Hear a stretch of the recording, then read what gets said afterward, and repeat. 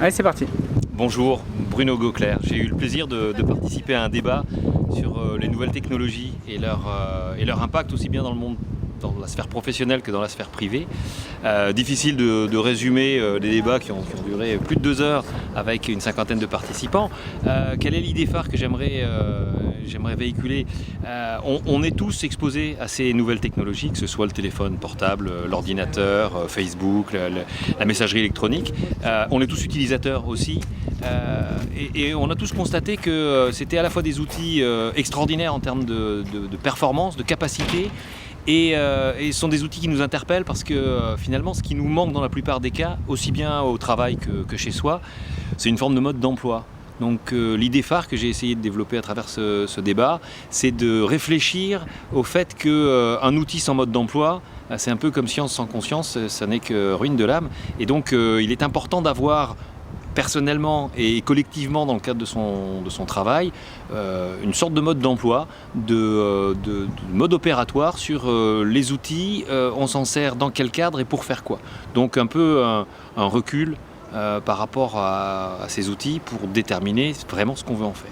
Voilà. Et si tu avais un conseil à donner justement, parce qu'on ne va pas l'écrire là, le mode d'emploi, oui, mais c'est un peu compliqué. Alors quelques idées clés comme ça de ce que pourrait être une bonne utilisation des outils. C'est, je crois déjà de se poser la question et avec la ferme volonté de se l'écrire, quelles sont les bornes que je me mets sur l'utilisation des outils. Par exemple, le téléphone, typiquement, à quel moment je le coupe? Il ne s'agit pas de le mettre en silencieux, il s'agit vraiment de le couper. L'ordinateur pour le travail, est-ce que je décide de l'utiliser le week-end ou pas? Si je décide de le faire, dans quelles conditions? Si je décide de ne pas le faire, avec quelles conséquences? C'est déjà vis-à-vis de soi-même et en toute conscience de déterminer les bornes. L'autre point qui est peut-être autant sur la sphère privée que sur la sphère professionnelle, c'est de se dire soyons prudents, tout ce qui part sur Internet, je vais m'assurer que ce que je mets est quelque chose qui est parfaitement transparent et que je suis prêt à laisser sur Internet. Autrement dit, quelque chose qui soit public et qui ne me pose strictement aucun problème. Quelle que soit la personne qui le lira, presque quelle que soit son interprétation, c'est des informations sur moi, sur ce que je fais, sur ce que je pense, que c'est échéant. Il faut savoir que c'est pas neutre parce qu'à partir du moment où c'est sur Internet, ça peut être utilisé. Donc ça doit être public. Et alors, ça, c'est un point important pour moi. Qu'est-ce que cet échange avec les jeunes professionnels du MCC t'a appris? Est-ce que ça t'a appris quelque chose?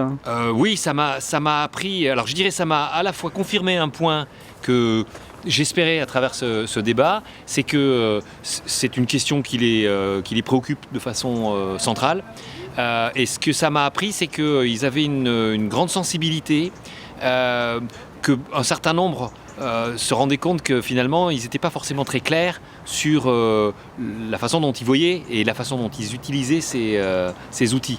Et que donc y a un travail probablement quotidien à faire et puis du prosélytisme, donc c'est un peu ça aussi qu'on est venu faire pour les inciter à réfléchir et à se poser ces questions. Bon, merci. Voilà.